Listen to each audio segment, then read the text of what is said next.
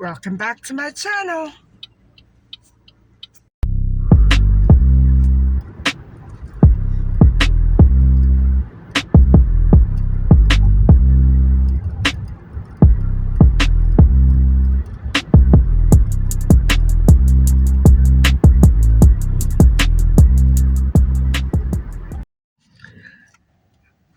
Hi guys, welcome back to my channel. I hope you're all doing great today, and I hope you can see me a little bit. I wanted to talk a little bit more on the topic of human trafficking, which is for me a real biggie. It's pretty much the theme of my entire life, and it shouldn't be. But it has to do with people who are trying to be close to me or who have been close to me pretty much all my life. And so I'm kind of trapped, but I'm okay. There's no hate here. I don't want to get into all that relationship stuff. I'm going to keep it very objective, and I want to protect other loved ones. So I need to promote this sort of information and in as a professional and compassionate and caring manner as I possibly can. And so, guys, one of the things that I was talking to you last night on was the fact that these news stories, they really, I think it's being done, not even that the people who are writing and producing these news shows and news articles are even aware of what is going on. I'm talking about stereotypes. Yes, they are aware. There certainly must be a great many journalists and detectives who are aware of the full extent and danger of human trafficking in terms of the everyday, regular, and normal facet of daily life. And what I mean by that is the immigrant is a very major part of labor trafficking, yes. But that's not the entire picture, is it? And so what I'm trying to get at is that these corrupt organizations, and I'm not suggesting that police and detective and news journalists are all corrupt. No, but a good percentage, even a small percentage of them need to be in order for these human trafficking rings to survive, and not only to survive, but thrive. Guys, it's logical. So, on that note, I want to say that remember when I was telling you about prisons and people who manipulate prisoners who are in a vulnerable position? They can't do anything. They have to be on good behavior, and they should be. They should be. They deserve that chance, and those chances are ruined by criminals at all levels of society coming in to visit the prisoners and promising them nice, fat, juicy criminal jobs when they get out. So their life, guys, they don't stand much of a chance of recovering, rehabilitating, starting fresh. I feel bad because a lot of them were put in positions where they had to commit crimes due to lack of choice. And I'm not saying that they should have been excused. No. You do the crime, you do the time, and then hopefully you get out of jail and you start fresh the way you should. Not down the same corrupt path all over again. And so this is what I'm trying to say, guys. People from white collar, facets of society will corrupt prisoners, inmates, whatever you call them, to manipulate. And that's how this corruption is kept alive. And so when detectives and police and journalists focus on certain stereotypes, the news stories become, they're still important, guys, but they become more or less, I don't want to say a joke, but to me they're a joke because they don't represent the entire or the real, bare facts and truth. And so, guys, if you do know, remember when I was saying that human trafficking is related, very deeply related and intertwined with racism, discrimination, hatred, arrogance, I don't know how else, what other words used to describe, against another group. And it doesn't necessarily mean an ethnic group, but maybe, say for instance, in Maddie's case, and she was a beautiful child, inside and out. I know that she had her quirks, her mom said. She was very overactive and bubbly and bossy. She was wonderful that way because those descriptions match me at that age, precisely. And of course, I love myself. So the thing is, guys, when you get these groups that have this certain disdain for people who are of different backgrounds, culturally and economically, racially, false barriers, and people with differences, like Maddie had her coloboma, and I am convinced she had another defect as well, which I can't mention because, oh my God, guys, it's such a sad situation. When I think of Maddie facing her captors, unknowingly, not expecting to get what she got, a kidnapping, and God knows what else. So I have to alert everybody to the fact that no, not all racist people or superior feeling people are traffickers. No, that's not what I'm saying. But what I'm saying is when you know that there's someone around you who is absolutely like that and has no regard for the law, no compassion whatsoever for human life, and all they see are dollar signs. Beware. Beware, because people like that can make you if you let them, or destroy you if you let them. And so the big issue here with human trafficking is how do you get it, number one, to stop? Because human traffickers ultimately have one purpose: to make money off you by fraud or kidnapping, or to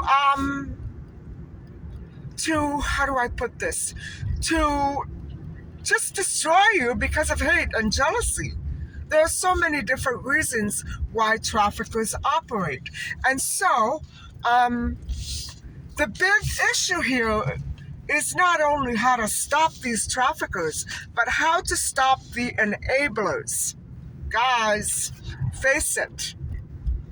They have a lot of enablers. And when I say trafficking rings, I mean all the people who are dealing goodies for them and using them as bribery, who are defrauding people and taking that money to pay other people just to cover up their tracks. There's so many scams.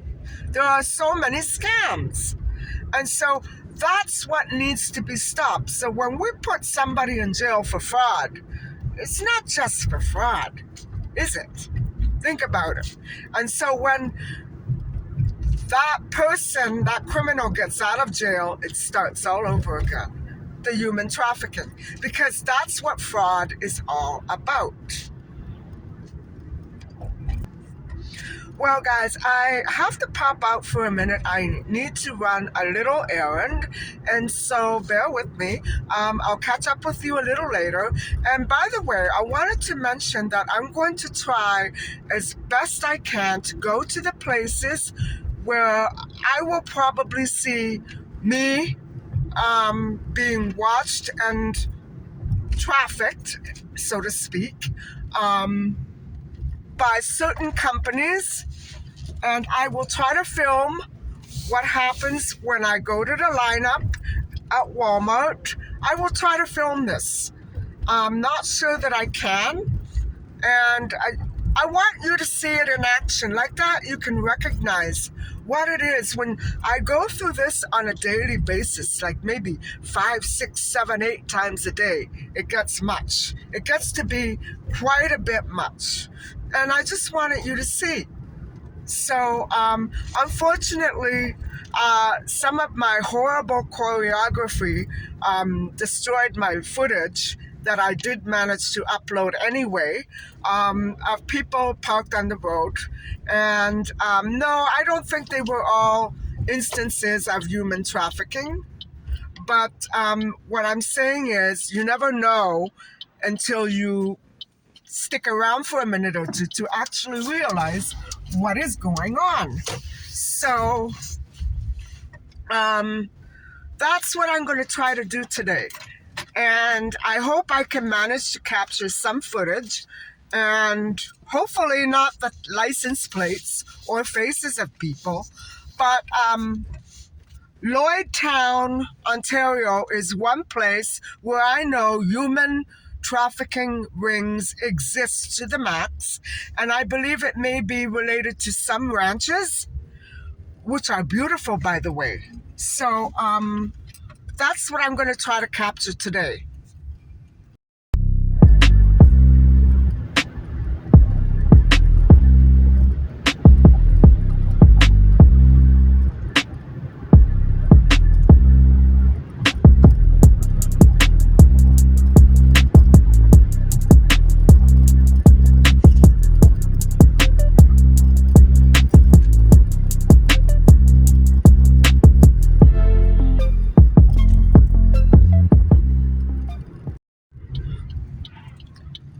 Okay, guys, I'm going to show you the exact spot. I don't want to go in here, but this to me, every day at this spot, there's a different vehicle that's parked there and pulls out as soon as I drive by. However, I'm not going to go far down because the streets are very narrow and winding, and I get vertigo. So hold on, and I'll let you have a look. So guys, this is such a beautiful little town. It's filled with gorgeous ranches and homesteads, and I did capture quite a bit of it, a fair amount of it, like the pastures and the landscaping this past summer. And I came out here a couple of times, and only one person in my life knows that I come here. So, from time to time. I just come here basically for the beautiful view and the nice drive, and then I go back because the roads are very narrow and winding, and I get vertigo. I can't handle going in that bush. You know what I mean? So I believe that there is a very good possibility that because I'm being watched very carefully here, just suddenly out of the blue, after an entire span of 8 months, I think there's some sort of trafficking going on here by not necessarily people who live or work here, but something is wrong, something is off. And so I'm going to try to turn around because I'm kind of scared. I don't want to go much further. It's beautiful out here. If I felt at ease, I would drive a little more and give you a little view, but I'm going to turn around and go back. So bear with me.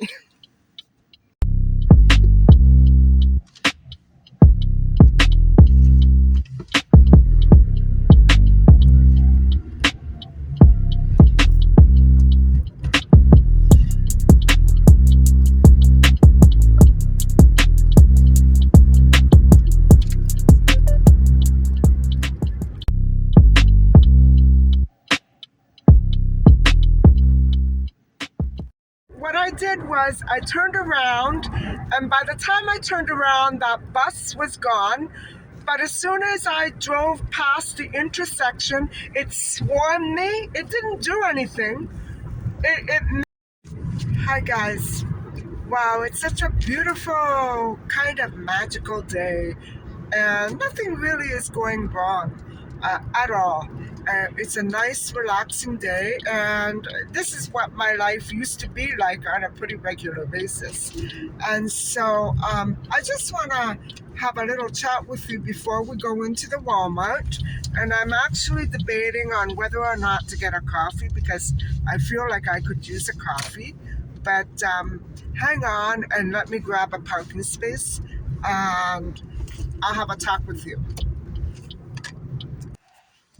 So guys, what I showed you on the road or what I tried to show you, I'm not saying that that was an instance of human trafficking. It could very well may be totally unrelated to what I'm talking about. I'm pretty sure in a way that it was, because that is what school buses do. They stop, they turn around, okay. But I'm just showing you an example of what it exactly looks like. And indeed, uh, in a real human trafficking case, very often a person will hide or a car will hide and wait for you so that they can follow you. Because if you notice something irregular about that same vehicle being in multiple spots around you, it's going to be suspicious. It should be suspicious, but I'm by no means saying that school bus, that yellow school bus, was doing anything illegal. No, I'm just showing you what it looks like. So now, hopefully we're clear. However, now that I'm here, I'm going to be going into the Walmart, and this is what I want you to look for. I'm going to do my best. First of all, I don't need anything. So I think what I may do is grab a few instant soups, stupid stuff like that. And the reason why I came to this particular one is because every time I go to the cash register, then I lose about 10 to 20 minutes while cashiers change. And if you know how cash registers are at Walmart, they're all packed. Even in the self-serve, it's all packed. And because so many walk away when they see me coming, I always have cash. I never bring my credit card, very rarely. And so I don't understand the problem. So this is very significant of the involvement of drug rings. I shouldn't have said that. Goody rings and human traffickers, people who target and watch and constantly surveil and swarm. That's what human traffickers do. And my ex-husband was so good at that. But then again, so are other people that I know. I'm not saying anything in particular here, except that it is so repetitive, guys. And for example, I walked into a Walmart, this one here, last week, very early in the morning. and it had barely been open for 1 hour. And already the cashiers were changing. Can't be. That is not Walmart policy. After 5 or 6 hours, yeah. 3 hours, yeah. Not 1:45 minutes. You know what I mean? It doesn't make any sense at all. At all. And so what I'm saying is that when it's repetitive, and they're always carrying these no beer signs for the lineups that they don't sell beer in those lines. You know what I mean? Those checkouts are not the smart, excuse me, they're not the smart serve. So there's no need to put a sign there. Everybody knows that if it's not that lineup for smart serve, you can't buy beer. And there's no sign before I come, only after I show up. So these are very significant things. And what I'm saying is, it's most likely never the management, but I think it should stop, because when you see situations like that, I'm thinking that almost always there's going to be somebody in the parking lot waiting to cause me a problem. It hasn't happened here so far. Or it's like a goodie ring. And many criminals, when they come out of, I shouldn't use that word, many persons, when they come out of jail, what they do is they immediately go to a store for a job in receiving, and when they can deal these goodies. And so a lot of that criminal activity is being it's being shoved in my face. It's being shoved in my face. And the last thing I want you to be on the lookout for, and so I'm not going to film in there. I'm going to film at the cash register, and I'm going to film when I come out, because when I come out, there will be an armed security truck there, also showing up within a few minutes of Walmart's opening, or in the middle of the day, or whenever I happen to be there. Guys, So this is the human traffickers, most likely that person that I'm very familiar with, using her tactics again to control, but she's not going to control. She's not going to control. Whether they're there or not, she's not going to control this anymore. She can't. Already it's out of her hands. So what I'm saying is that armored service, it's a security service, is probably one of the most trafficked labor traffic groups that I can think of at the moment. And so that's why when I was talking to you earlier about labor trafficking and immigrants, no, guys, that's not typical. That, what's happening out there in front of Walmart, is typical. What they're being instructed to do is to watch me, who I converse with, because they know that my detective has family and homes here in this area, and so they want to know where I go so they can attack him, maybe. I don't know. It's stupid, really. And this has to stop. I don't like being swarmed by criminals with guns. And most likely, in these cases, the personnel is out on a day's pass from prison, preparing for getting out. You know what I mean? Which is, in a way, I think that's very commendable, but not when it's aimed at me. I want my source of trouble to understand that it's going to backfire on her this time. Okay, so the only thing I can do is use my voice to stand up for myself and defend myself, that I haven't stolen anything, I haven't done anything, I haven't committed any crimes whatsoever, and I'm being attacked in these subtle ways. But this is what human trafficking is like, guys. One little bit here, one little bit there, until it creates a whole mountain. And you know how hard it is to move a mountain, don't you? Well, it has to stop. Okay, I'm going in. Hi, guys. Well, I didn't film anything. I can't believe it went so smoothly. Well, I guess it's a good day all around, but I do have a little tiny haul to show you. I ended up buying a few things. It's boring going through the aisles and, there was nothing to film. Yes, it was beautifully stocked, fully stocked. If I was in the mood, I would have picked up some more cat food again. But nothing happened. So I'm very pleased at the great service and no condescending. That's the word I was looking for before. No condescendence from cashiers who waved other people in ahead of me. Nothing like that happened. It was beautiful. So, guys, I'm way out of town and I purposely came here for this. I wanted to see if it would happen. No armored security truck out there.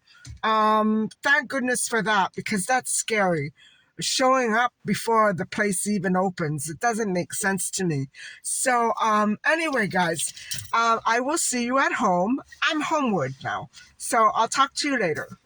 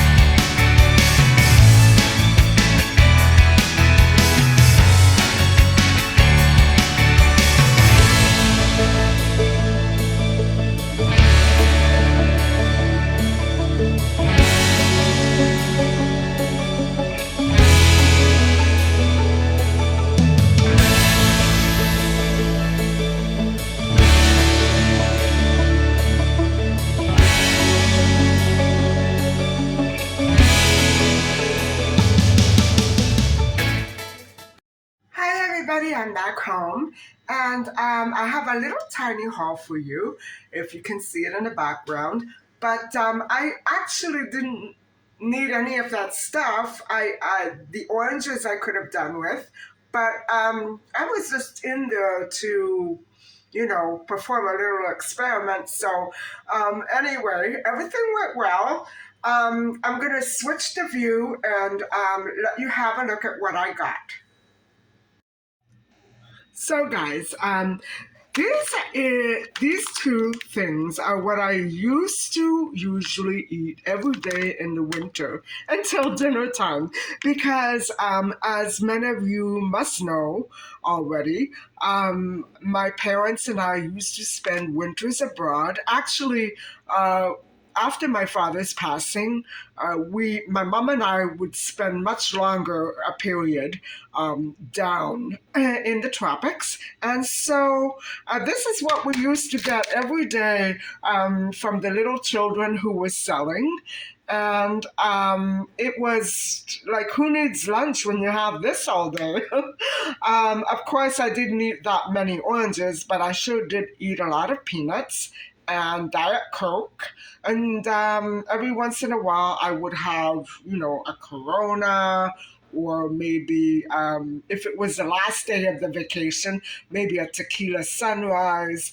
But normally, alcohol and the sun with me didn't mix very well. I would swell up, uh, like mainly my back would blister. I didn't like drinking in the sun. So it was essentially water and Diet Coke for me most days.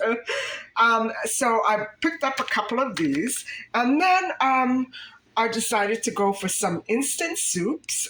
Because I often find it difficult to get the proper mushrooms for my weekend pizzas. Yes, guys, already I'm dreaming of the weekend. I decided to pick them up right away, and I'm still debating as to what pizza I will be making this weekend. But rest assured, I will be making one because it seems to be tradition with me now. And so most likely it'll be more of the same. Maybe I'll try to do it without the cheese this time. And I did look for pepperoni, but I couldn't find any. So I guess I'll leave that for another day. We still have a few days left, right? So, and then I picked up some of these buns because I intend to have a frozen bean burger tonight for dinner, along with rice and vegetables. And here are the instant soups that I picked up. Because, guys, I am running low. Remember those? Hold on. Remember those whole sauces, those hot sauces that I showed you last fall? Hold on.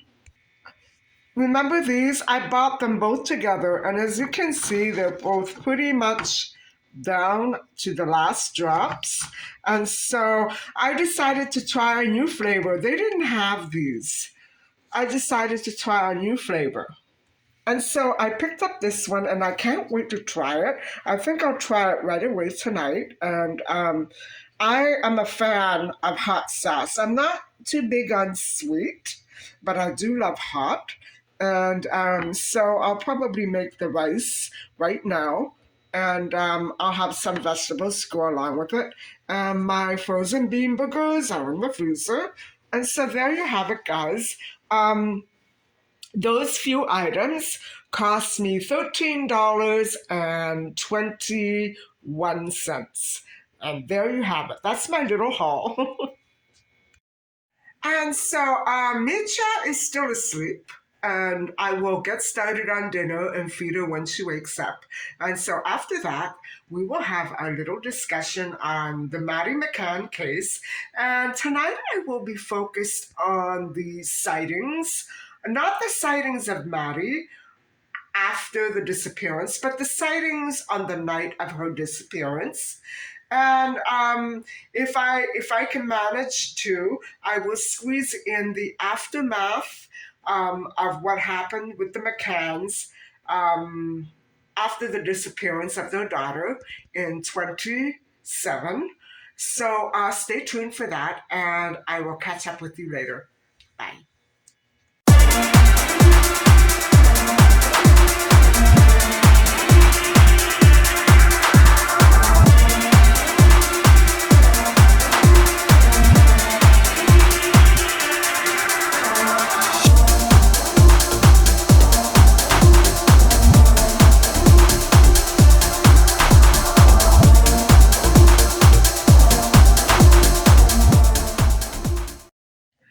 Hi guys, so it's quite late, many hours later, and I'm ready to concentrate and focus on telling you some more about the Madeleine McCann case, which occurred in 2007.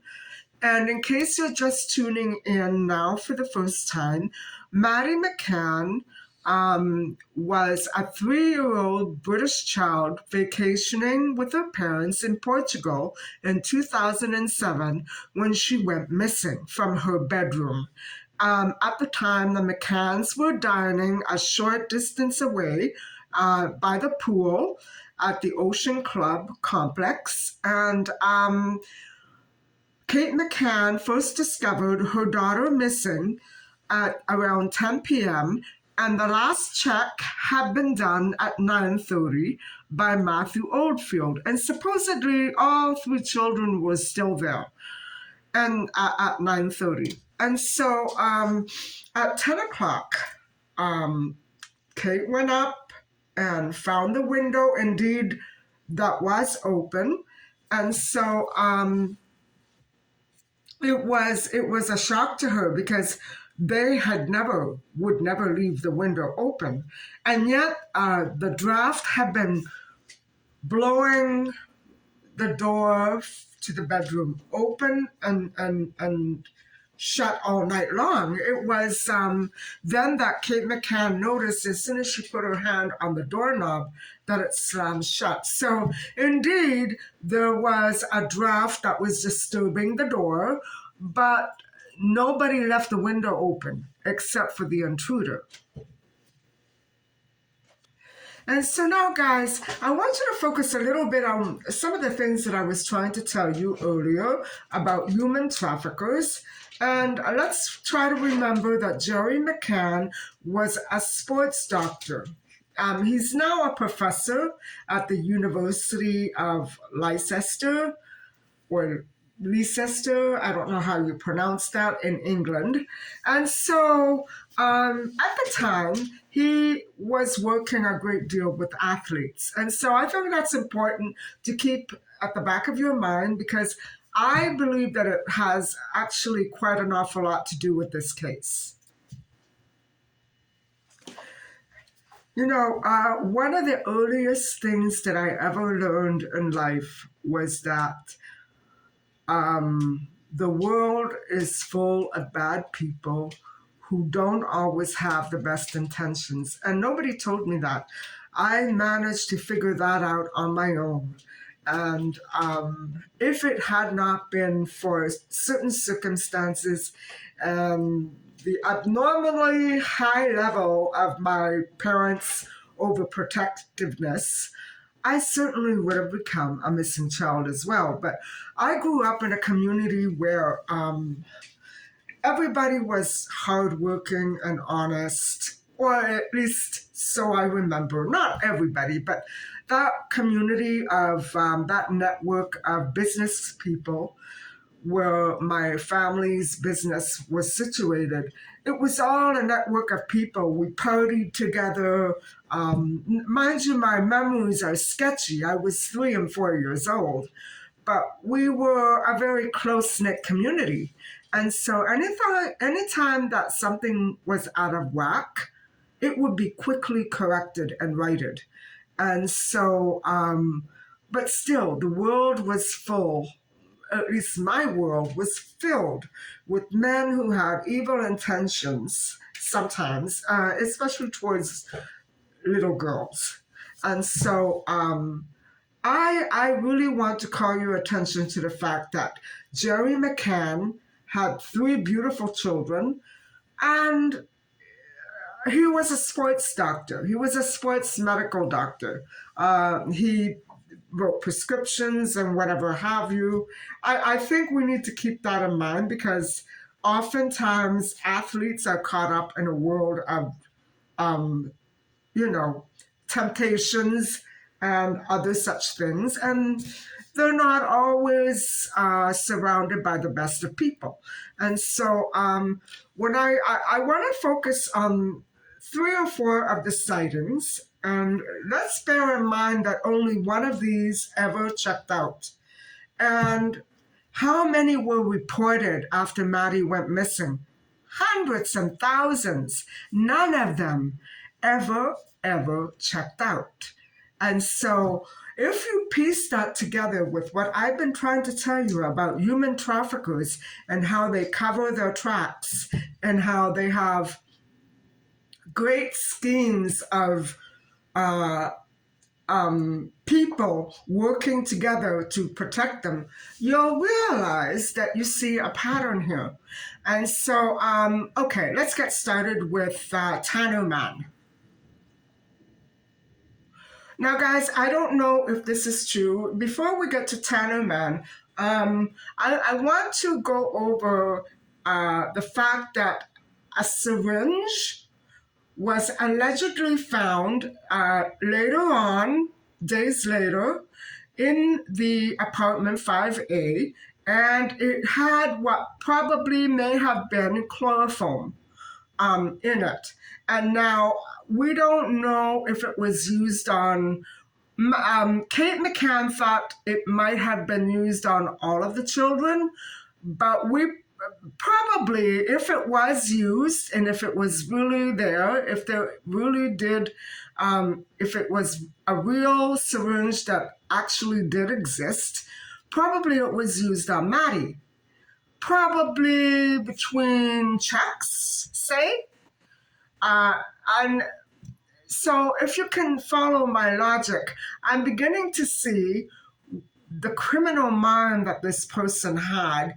He wanted to make sure not Maddie was knocked out before he picked her up and took her. I still think that probably he entered through the back and then passed her down to somebody. It could be that he passed her down through the window. I'm not sure because no DNA was found at the window. However, Maddie might have been wrapped up in a blanket. He might have worn gloves. I don't know. I don't know. I'm just saying that no DNA was ever found at the window except for the curtain rods, and the McCann's DNA was found on those. So, that syringe, I don't know if it really existed because there is no mention of DNA on that syringe at all. And so,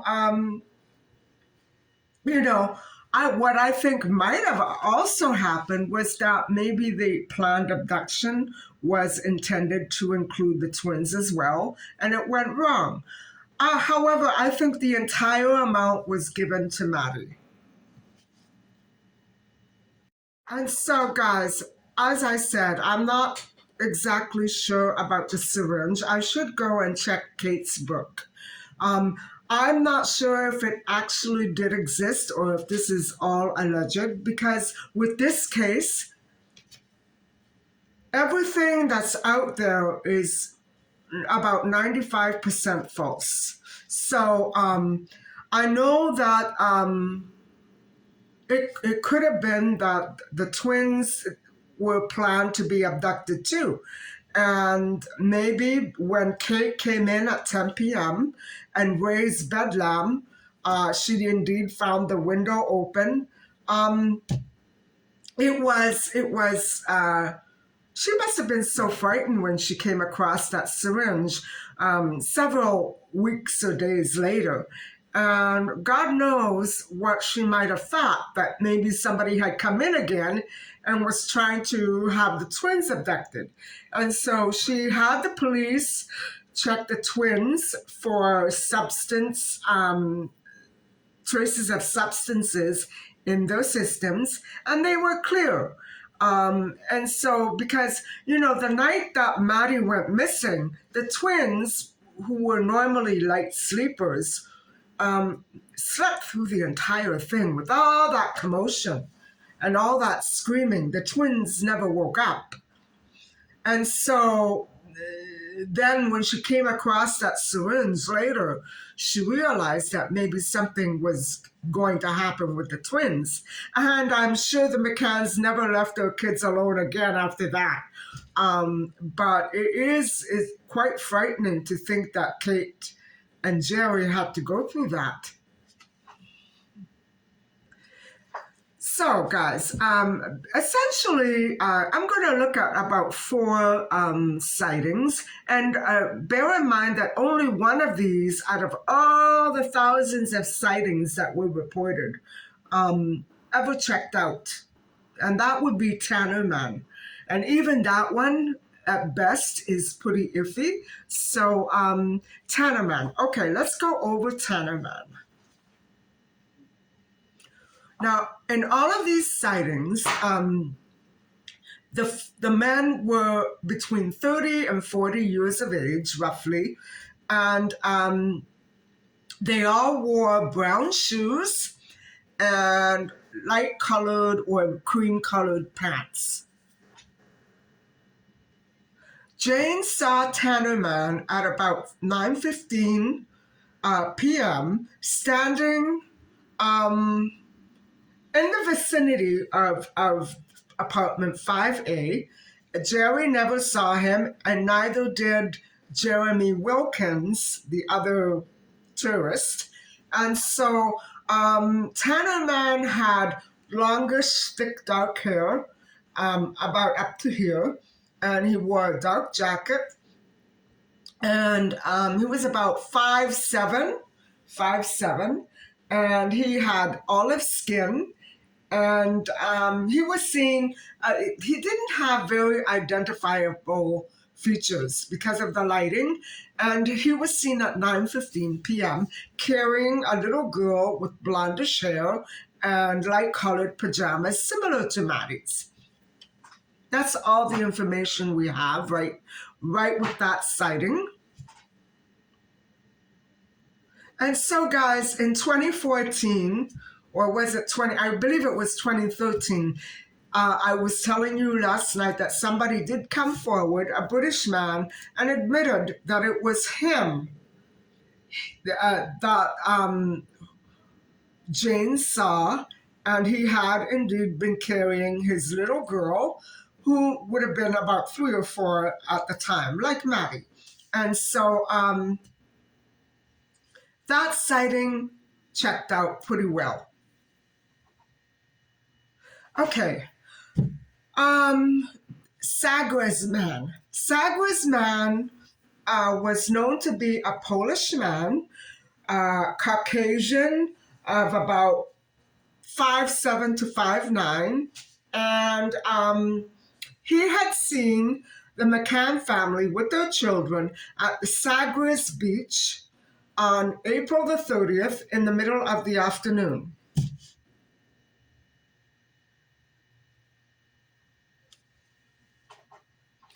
He had curly brown hair, which was worn in a ponytail, and had a camera, and was actually seen by another man taking pictures of the children, which to the Polish man was typical.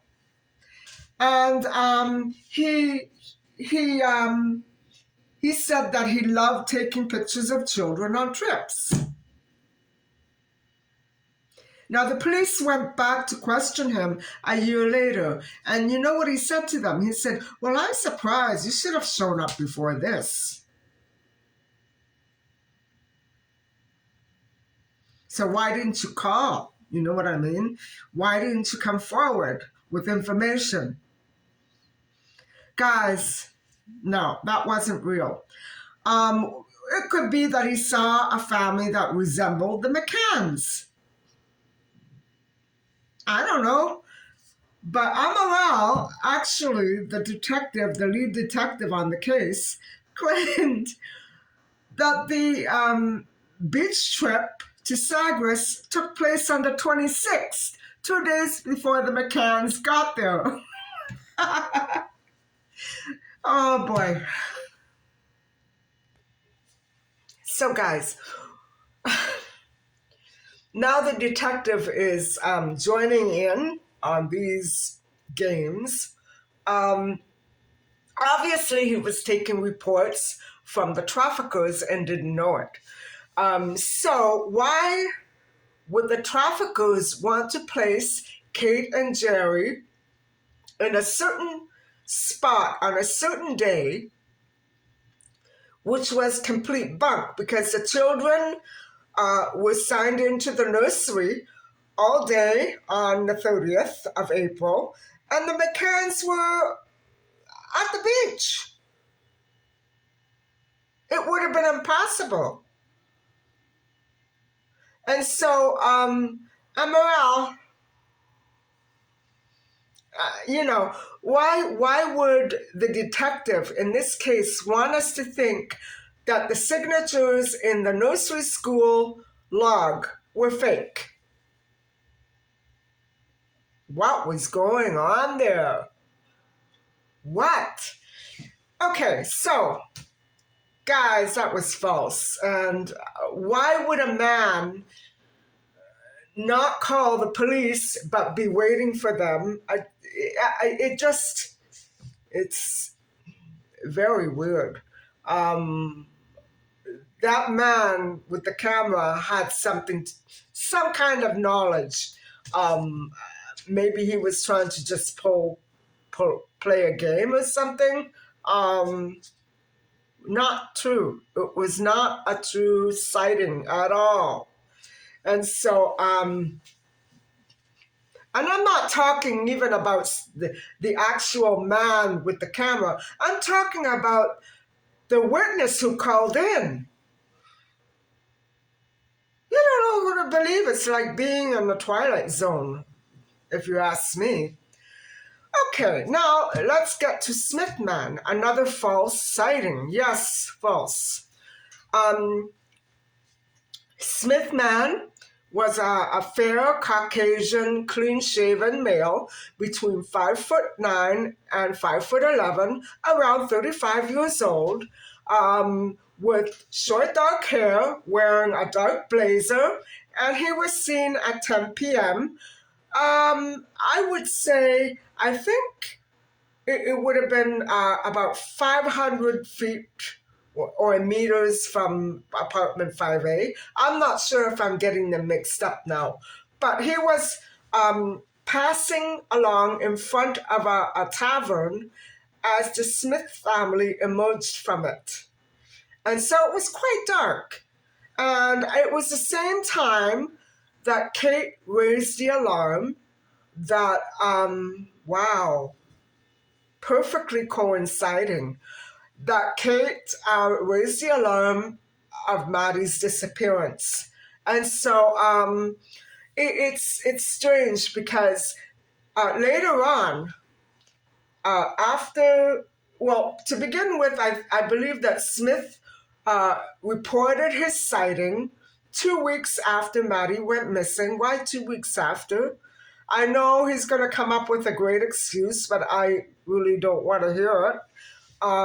When there's a child missing from the very resort that you were in, and you saw a man with a child that resembles Maddie, you don't wait 2 weeks, no matter what you say. So what I'm saying is, it's a false sighting, guys. So again, Smith foolishly called the police in the following September. And why did he call the police again? Well, very important. He saw Kate and Jerry disembarking from a plane. And you know what Jerry had the audacity to be doing? He was carrying Sean in exactly the same manner that that man had been carrying the little girl. Wow. Well, Jerry is for sure guilty as charged. Smith! How else are you going to get a kid off a plane? Have you ever tried to carry a kid off the plane horizontally? It doesn't work out well, does it? False sighting, guys. False. Why would another man who doesn't know Jerry want everybody to think he saw Jerry at 10 p.m. when 8 people saw him or more at the tapas restaurant at 10 p.m. while Kate was up doing her check? Why? How? Idiots.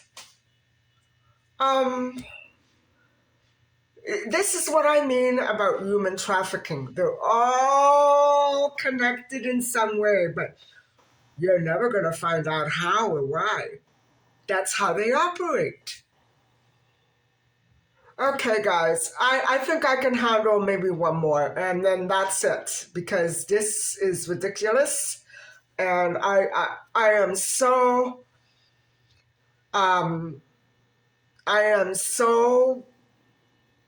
sympathetic for the McCanns who had to go through all this BS.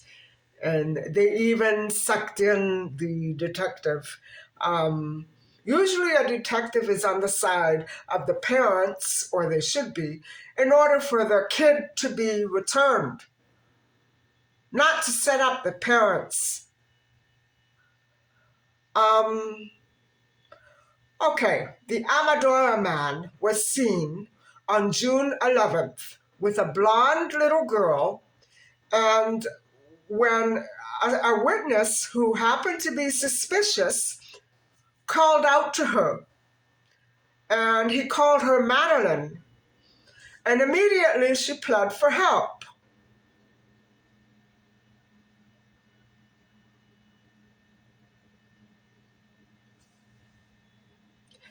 Now, I know that I can be like this sometimes. I know that I can be stubborn.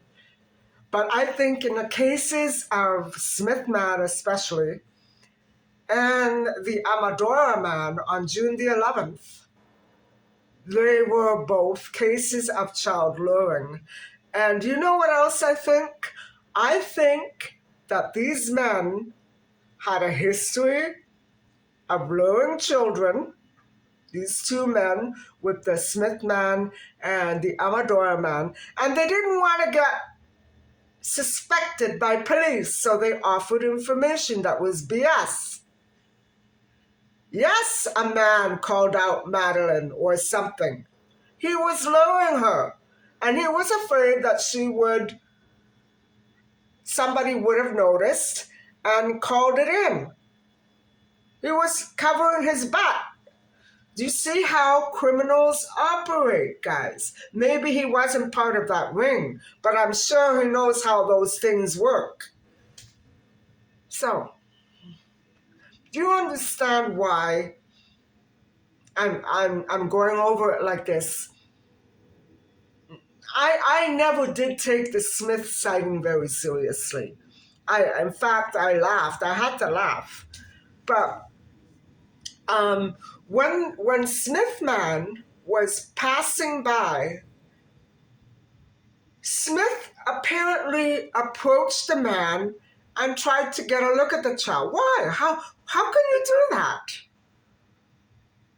And then he had the audacity to say that the man was acting suspicious.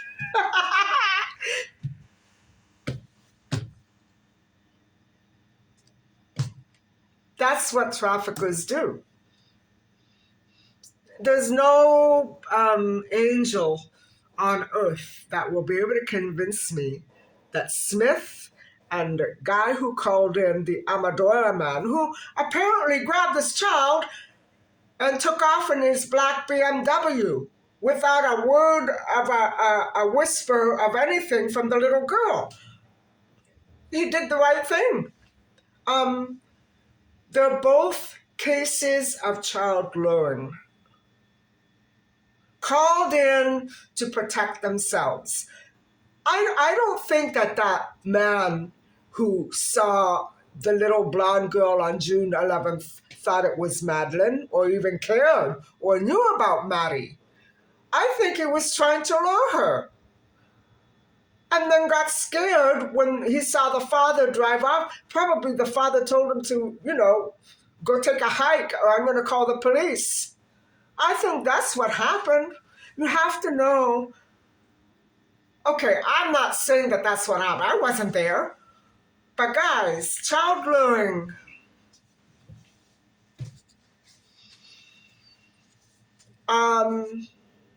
People do strange things when they're trying to protect themselves, and they tell the stupidest lies. And so I'm sorry, but I think that Smithman really, I think that he should be investigated. I don't care who he is. Maybe I'm wrong.